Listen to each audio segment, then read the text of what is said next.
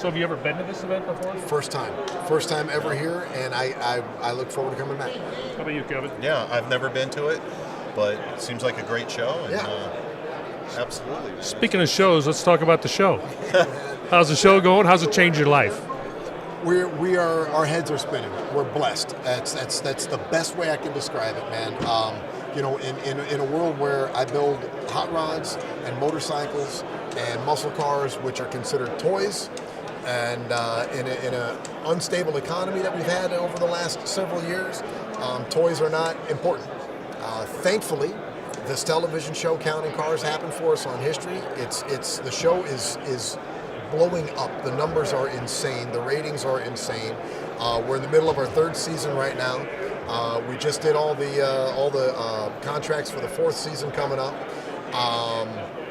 What it's done for business is mind-blowing. My business is no longer talking to the Las Vegas market and semi-regional. I did business in Southern Cal and Arizona, things like that. Right. But literally because of the show, we're speaking to the world now. And I'm getting projects and vehicles from around the world, and I couldn't be a luckier guy in the world. I swear to you, I'm so blessed. I'm thankful. I am the luckiest guy on the planet. That's great. Kevin, so what about this Lowe's thing? I see your guys' face in Lowe's now. What's up that? Like a week ago, I'm walking through Lowe's, and it's like, boom! Yeah. The guys are standing there looking at Yeah, me. we're everywhere. Well, hey, Lowe's is a big corporation, and they got together with Rockwell Tools, and we did a little work with Rockwell Tools at the shop, and filmed a couple episodes using their tools and stuff like that. They call it a product integration, and so we did this partnership, and everything is great. But more than anything, it gets our name out there, and it gets the recognition of the show and those types of things. So it's good for all of us.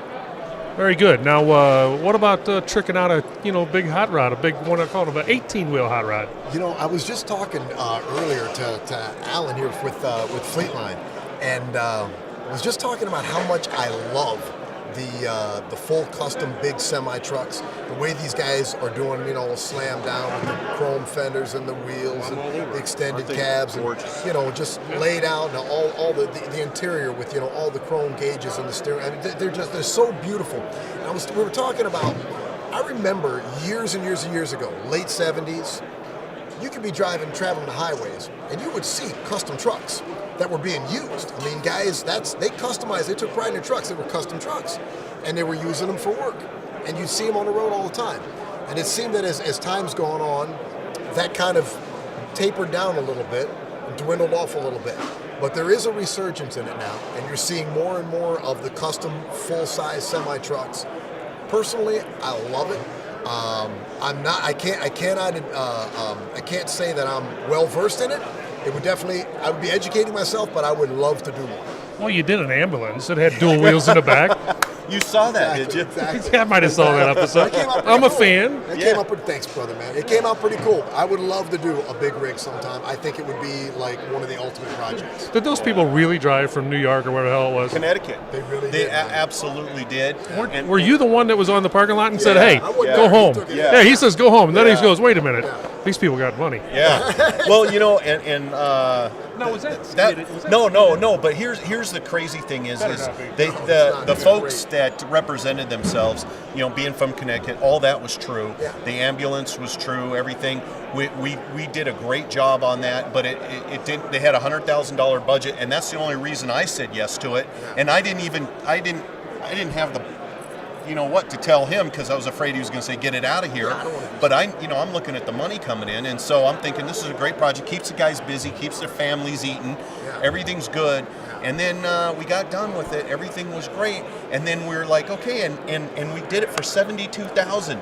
Take that $28,000 and donate it to a food bank. Pay it forward. Pay it forward. And the problem is that they gave us a deposit, but they owed us, about $20,000, and we had to fight for that $20,000. No kidding. Yeah, and so we're that's a little inside story sour. there. We won't well, let out. It is. I mean, this all happened after the show aired and after it was taped and everything. But the folks came out wicked.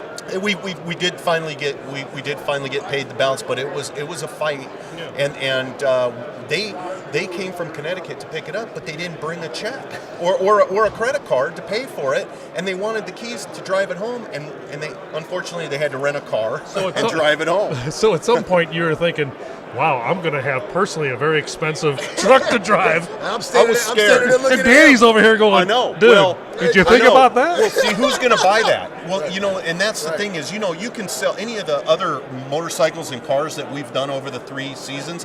You could sell those to anybody at any time. I completely get it's going to be tough to sell. That particular one might be a tough sell. It could be a tough sell. It was specific purpose built, you know, for them. Yeah. But it came out gorgeous. I didn't want to do the project. Yeah.